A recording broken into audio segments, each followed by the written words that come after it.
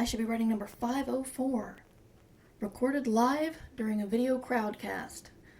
Catch these crowdcasts on Mondays at 12:30 Eastern Daylight Time. Free to everybody until the end of July 2020. And after that, free to all patrons. Patreon.com/MightyMurr.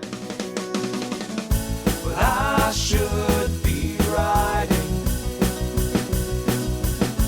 I should be working on my craft. I should be writing. I should be submitting my next draft. But I'm sitting home watching Doctor Who. Hi guys, it is Monday, July 5th, I think, and it's super hot out here, but I'm still in the shade, so that's good. And I'm covered in not DEET, but off botanicals, which makes it sound all happy and natural, and they're still like, hey, don't touch your eyes, your nose, or your mouth, and wash your hands immediately after applying this, and, you know, when you go inside, just take a shower. Which makes me wonder how not DEET it is. But I'm very glad that you guys have shown up. I tend to still have a problem with alerting people of this, but my assistant is on. We finally got TweetDeck set up for her, and she will be alerting people to the crowdcast in the future days. I'm still going to be rooting for or shooting for Mondays. Sorry, I had to send the link to somebody. Totally good at doing this. July 6th. Thank you, Richard. I'm already wrong. Great. One more day closer to my book deadline. Awesome. So again, it's July 6th and Monday, and I'm going to be starting to put these, even though there'll be links to this on my site, I'll be putting this and putting it in the feed for future people to check out the podcast. I'm checking to see who is here. Hello, Pablo. Hello, David. And Richard has already fixed my little mix up with the date. This is why I stopped doing dates on podcast. You know, I'm lucky if I can remember where in the list of podcast numbers I am. Saying the date as well as what podcast it is completely difficult. Although I do think it's podcast number 503. Yeah. So it is the time of year I always forget about, which is Camp NaNoWriMo. I don't know why I just never have it on my radar. It might be because of it doesn't have the energy of NaNoWriMo, and the rules are a lot more relaxed. Not that NaNoWriMo has a lot of rules anyway, but it's not start and finish a novel within a month. Although July does have 31 days, which makes it a little easier to do. There are a bunch of people in the Discord trying it out. I joined one cabin and then immediately forgot I was doing it. So I haven't been updating my word count. Oops. But if you are doing Camp NaNoWriMo and you are a Patreon supporter, check out the Discord because we're talking about it. And let me know how it's going. Let me know how you remember to do it. I don't know what it is. We've been talking there about the NaNoWriMo redesign. They did a major redesign last year, and it did not go over well. I had a lot of trouble getting on. I had a lot of trouble handling all the little hiccups with the site. It's a major site, so it's really hard to redesign. I understand that. But I heard the forums were borked, and that used to be a lively place. I don't go to forums. I used to moderate forums for a living, and that was enough for an entire life. And my assistant is here. Hello, assistant. Hello. She is here to sketch anything I might say that's sketch worthy. We're stealing Len Peralta's, what does he call it? Art prov that he does during his podcast. And I'll be posting it on the feed next time when she gets it done. But that's only if we come up with something interesting to talk about, and that's partly what I need you guys for. So if anybody has any questions or stuff to talk about, let me know, because otherwise I'm just going to talk about Camp NaNoWriMo and how hot it is, and how I am skeptical that this stuff doesn't have DEET. But so work on the book is actually going on, and I'll talk about two things that are surprising. I realize that, especially for a murder mystery, you've got to have more connections that need to be revealed throughout the book. I had several connections, but I needed more for the number of what's the word? Suspects that I have. So I sat down and with a fancy, well, if you don't know me, you don't know that I'm an office supplies junkie. And if you're going to hand me a very fancy legal pad and say it's really good paper and charge more for it, I'll be a sucker at least once. And so I took my fancy legal pad and I scribbled all over it to connect all the people in a sort of mind mapping thing. And yes, I do know that there's mind mapping software. I just never use it. There's something about the brain and the pencil and pen and the paper for planning and outlining for me that works a lot better than typing. Whether it's different depending on generations. It's different depending on generations? I think so. Okay. Well, Like I mean, what you grew up with. Yeah. Yeah. That's true. Do you do mind mapping? Sometimes. Sometimes. And do you do it with an app? I do it on Discord unorganized. On Discord unorganized? You can't draw on Discord, can you? No, but you can post pictures. I see. So my daughter uses Discord to do her mind mapping.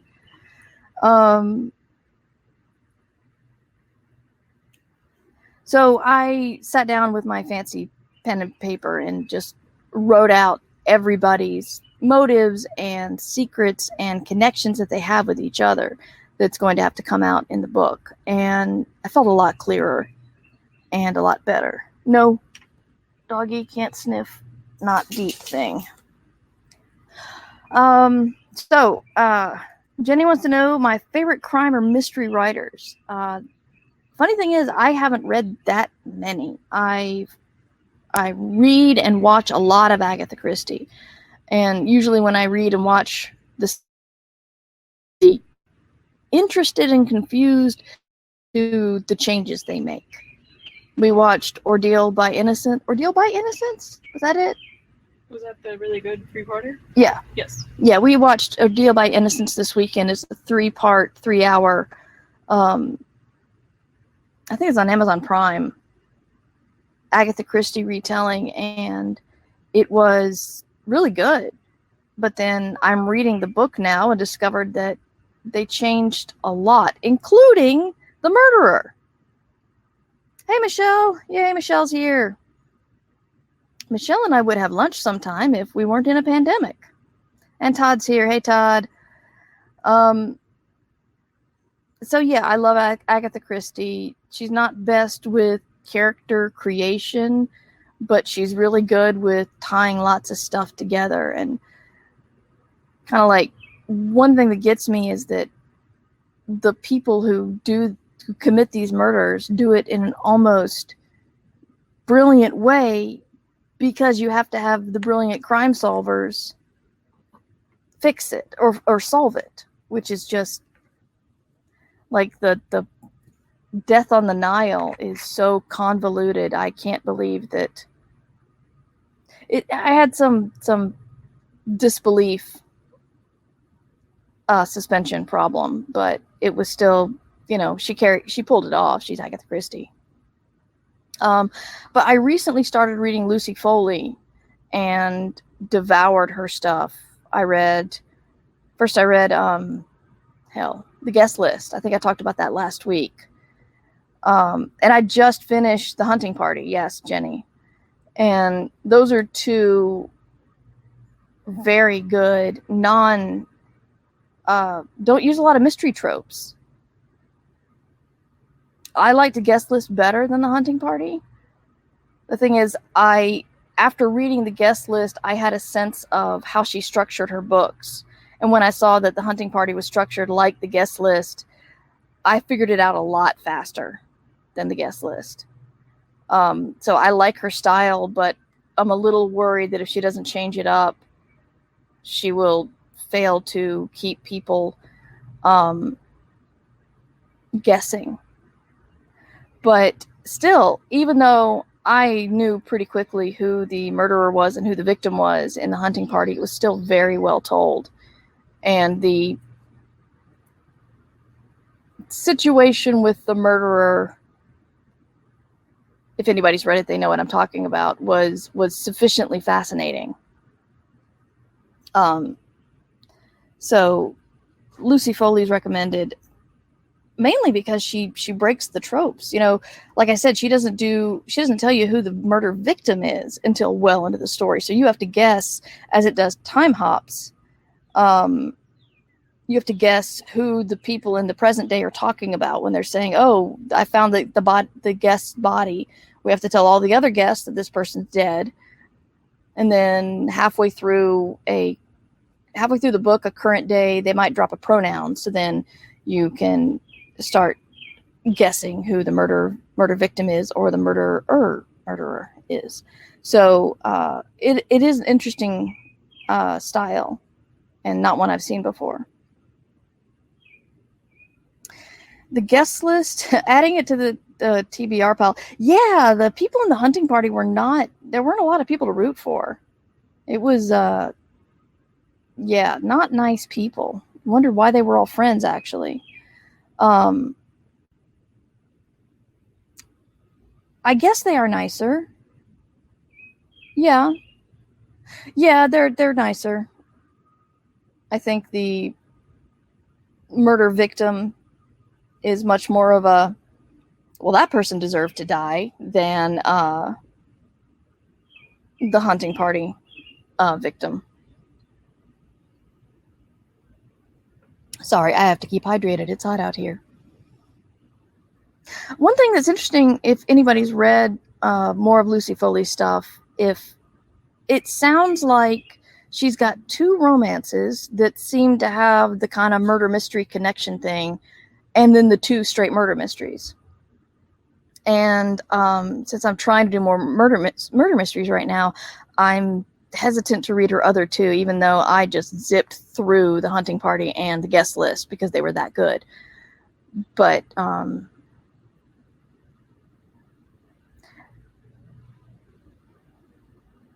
one thing she does, and this is a bit of a spoiler, but I think it's important, is she doesn't, does she? Great, now I'm wondering if I'm wrong. There are men in the story who behave badly, and there are men in the story who treat women badly, but she doesn't go down the tired old sexual assault route. And I expected it in some of the storylines, and she never went there. It's like she could use her imagination to think of horrible things to do to people that are not that triggering. And I really respected that.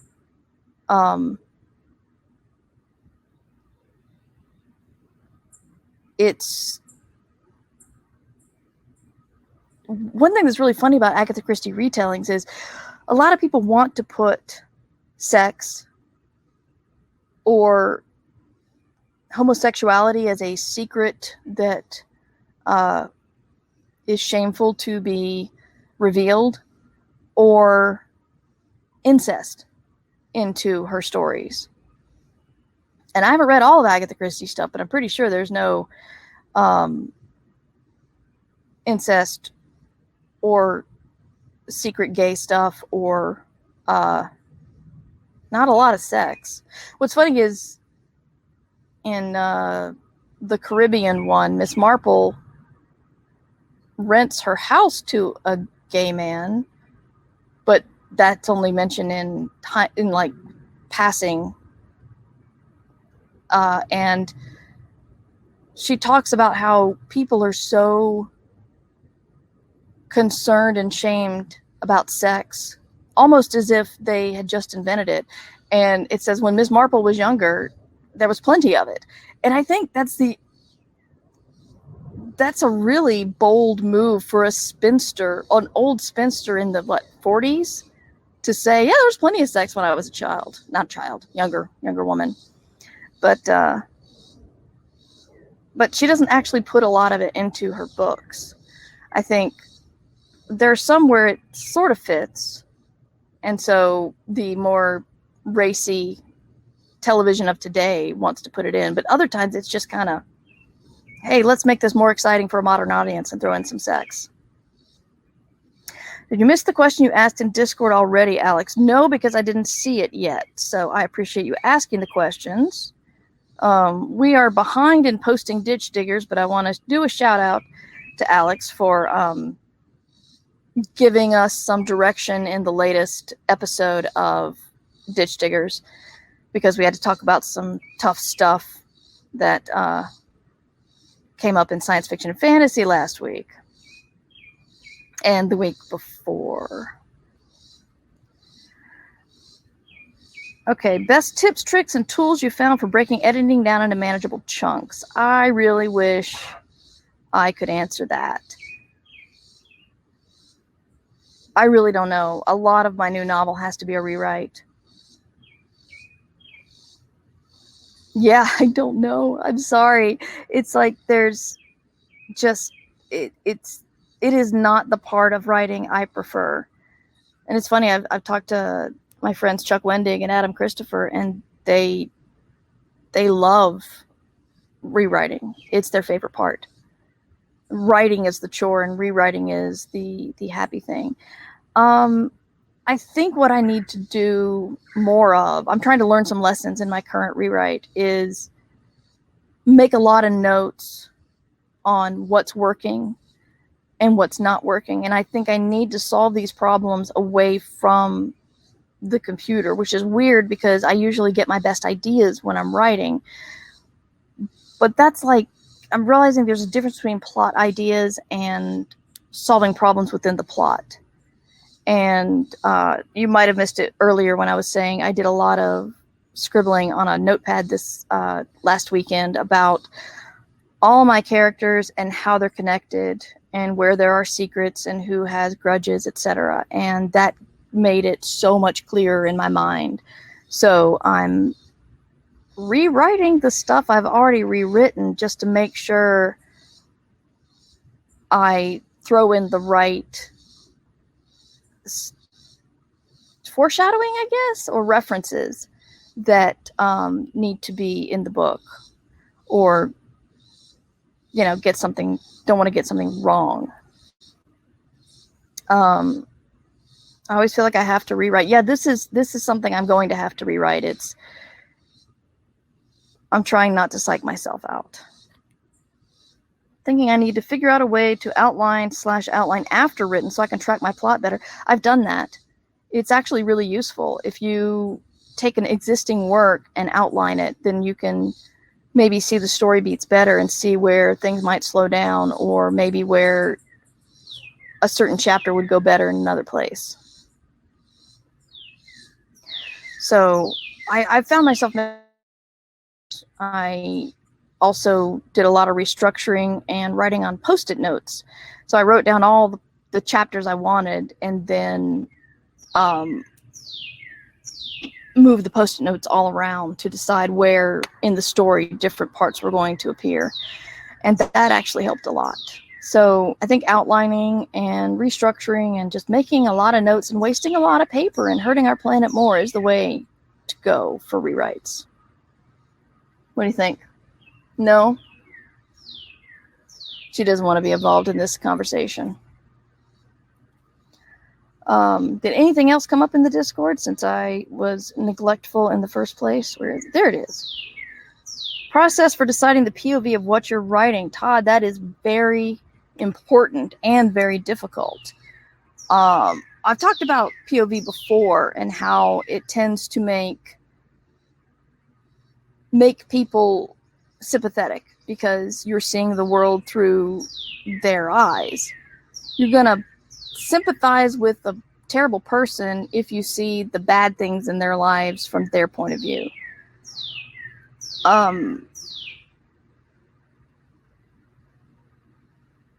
What's funny is the show Hamilton kind of made people fall in love with Alexander Hamilton, but did they really pay attention to the musical? Because there was a lot of stuff in that musical that showed Alexander Hamilton was a pretty wretched person. I mean, you know, obsessive, cheating. Yeah, he did amazing things. Don't get me wrong, but he's not a faultless hero. And what's interesting that nobody ever talks about is Aaron Burr was a major advocate for women's rights and having the vote. The dog is concerned about something on the other side of the fence. He also tried to start a civil war using Texas, though. A second civil war?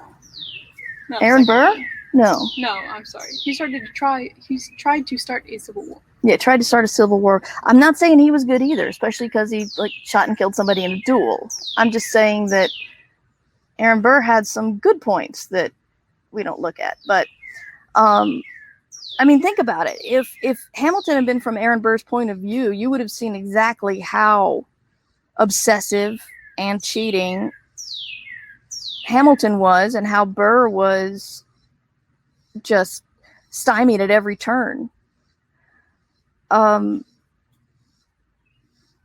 This was a joke I made in 2007 about nature documentaries where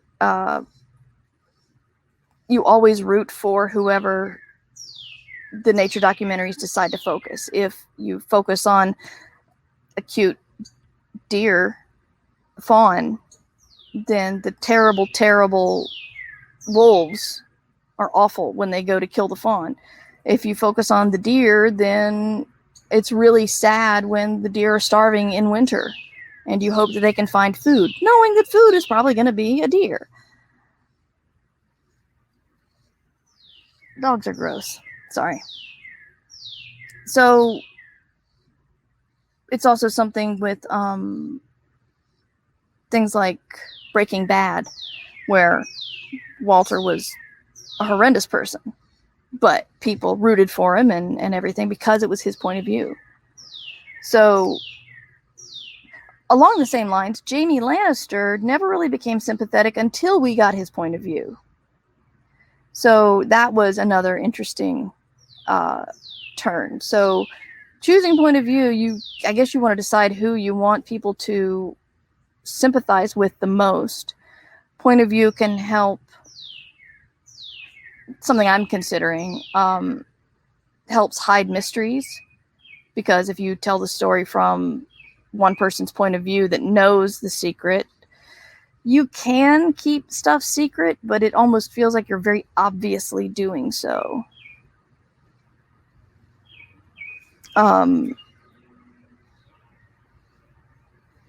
Yeah, did that answer it? I'm not sure. I think point of view is fascinating. I think about it a lot. Yes. Oh, good. Been stuck with where my story's going and just went back to outline it now that I've written a good chunk. Yeah, that helps. It helps to, sometimes you look at your story with a microscope and sometimes you get in the plane and then fly from 10,000 feet or whatever and get a sense of the whole thing. Outlining after you write the book is actually something I'm going to be advocating for. Yeah, that's sounds like a lot of work for just one bit of writing advice. So maybe not advocating, but anyway. Heard from some people they refuse to read in first person POV because they hate it. Interesting. Huh. Why do they hate it? That's interesting. I hate second. And I know it can be done, but I think you have to have a lot of skill to do it. N.K. Jemisin, an author with a lot of skill. And so she pulls off second person. Also, I think it helps that not the entire series, the Broken Earth series, is not in second person. Only parts of it are. Didn't have a reasonable explanation. If it's a leftover from YA stuff, maybe too self-inserty. Maybe. I had a problem with present tense until I read more YA. And then I just got used to it. But I still don't like second. And it's frankly, if anybody is thinking about submitting to Escape Pod, just know I don't like second person. And I'm not going to reject a story just based on second person, but if I start reading your story and I see it's in second person, my first thought is, ew. Squirrel. See, that like aggressive growly thing is definitely not what the movie Up promised us with dogs. Yes. She has kept the squirrels from the yard. We're all safe. I know you guys were worried. But, you know, people are going to have their preferences. Some people don't like books that hop through too many points of view. I like it because it gives a variety of interesting, points of view. Squirrels can be vicious, though. Yes, my dog says the same thing.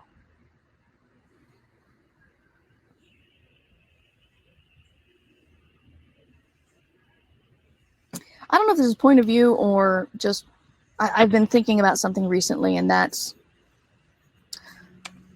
I know this is a loaded statement, but I can't stand the Olympics. I can't stand watching them. And it's mostly because when they find their choice athlete to focus on, they will clearly look into their entire lives and find the most tragic thing that ever happened to them. And then they put sad music behind things as they talk about the cancer or the death or the abuse or the neglect or whatever. And then you'll have the athlete perhaps looking sad and thoughtful out over a field. And I'm so sick of how every single athlete has to have had that kind of story that I'm just tired of watching it, because it's almost all human interest in okay, not almost all, but it's at least half human interest, half sport. And yeah, I guess it is all over media, but I was going to say, we just started watching Ultimate Beastmaster on Netflix because we were done with Floor is Lava and we wanted to see more opportunities for people to do really weird obstacle courses. And they do the same thing, but it's not saccharine and smarmy. And I've been trying to figure out the differences. I think it might be Ultimate Beastmaster is they're fast. They don't like do long human interest pieces. They show photographs instead of staged, mournful looking out the window shots. And they sort of end on a high note rather than, and he's doing this for his dead mother. And even when someone is doing it for their dead brother, it still doesn't make me sick. Similarly, I was watching The Mandalorian finally for the first time. Yes, I know, I'm behind the times. And I'm trying to figure out why Baby Yoda is so adorable while we still think the Ewoks need to be killed and eaten just like they did the Stormtroopers. So I think that might be a presentation. It might be the lack of Yub Yub songs. Fiona's agreeing with me on that one. Lack of eating people? lack of eating people, but Baby Yoda does eat a frog. And that's adorable. It's still adorable when he eats the frog. So it's really interesting how I've been seeing things that, you know, if you write it down on paper, they seem to be the exact same thing, but the way they're presented is very different and has a completely different tone.